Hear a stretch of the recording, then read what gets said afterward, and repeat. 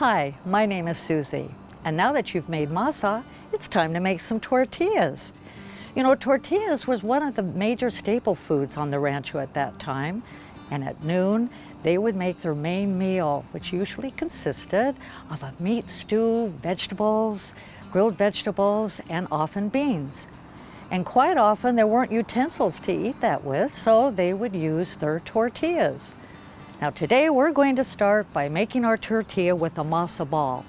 A masa ball is merely masa flour, which you can purchase in the store today, and water, so we have a nice consistent ball. And then we're going to use a tortilla press. This little damp towel in here is going to prevent the masa ball from sticking to my press. Now the Shumash were so good at shaping their tortillas, they didn't need a press. And often when the press was introduced to them years later, they didn't even use it. But we'll use one today. Now I'm going to press very firmly down like that, open this up, and here we have a perfect little tortilla. There we go. Now the Olivas would like to spice up their stews and their beans using their herbs, and this came right out of their herb garden. Why, they had rosemary and sage and thyme. That often reminds me of Thanksgiving because that's what our parents used. They not only used it for cooking, but for medicinal purposes as well.